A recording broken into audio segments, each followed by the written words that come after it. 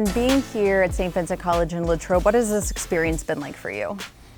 I'd say it's a bit of a throwback for me, just because we did this same concept for 14 years in Green Bay. We stayed at St. Norbert's across town, and it gives you the opportunity to actually really connect with your teammates, because there's nowhere to go. You know, we're stuck here at the dorms. So it's been really fun, whether it's card playing or, I'm not a gamer, but you know, all these kids are video gamers, so just, you know, getting to spend time with these guys is pretty cool. Is there anything about a Steelers training camp, practice, or environment that surprises you? It's definitely harder than some of the camps I've been in the past. I hadn't been a part of tackling in practice for a long time, so that's been pretty cool. I just like the professional environment. You know, it starts with Mike and his expectations for the tempo of practice and the professionalism. That's been really fun to see. It's been hot, really hot. Very hot. Hotter than usual, that I'm used to for training camp. So that's a good, good stressor on our bodies. It's always fun to see kind of how guys respond to that. You talked about wanting to be an expert in this Arthur Smith offense. How exactly is the process? Can you break down how you go about doing that, and where do you feel like you are right now? I think I'm pretty close. For me, it's what images come into my mind when I break the huddle. For me, I have a lot of offenses in my mind. I got the old school West Coast offense from 2005. I got Mike's iteration of it from 2006 to 2018. I got the Matt LaFleur offense in 2019, and then the kind of the hybrid that we did in 2020 to 2022. And then I have Nate Hackett's version of that, 23 and 24. And now I got Arthur Smith's version. So the pictures are starting to crystallize a little bit better as we get into the third week here. A lot of your new teammates have said that you're very calm in the huddle. You can also crack a joke at the same time, but you also have a very high standard for the attention to detail. How do you balance that, and when did you become really good at that?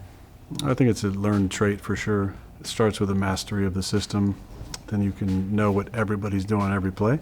The game is played with reactions, and so I don't want guys thinking out there. I want guys to have a mastery of the system and then to go out and use their God-given ability to react to what they see. So I just always want the guys to be locked in at the same time. You know, this is a kid's game, so we should be having fun out here. We should be able to crack some jokes and rib each other and stuff like that. So just that's a part of the get to know your teammates part, which guys you can get on and tease about certain things. You know, some guys are wired super tight. Those are the easiest. You know, some guys are more loose. And so you got to find a way to connect to them and find a way to have some sort of personal one-on-one with every player in order to kind of build that relationship. Who's the easiest to get under their skin? Oh, Zach, of course, Zach Frazier. I mean, Zach is such a great player. I mean, he's going to have a long career in the league, but he's wired real type A. And those are the easiest guys to get on. But, you know, the center has to be the mouthpiece of the quarterback, and I'm the mouthpiece of the coordinator. And so we all got to be in sync, but we also got to be enjoying ourselves and not taking everything too seriously out there. We'll have to check back on that, how you've done in terms of breaking him in a little bit. I'm breaking them.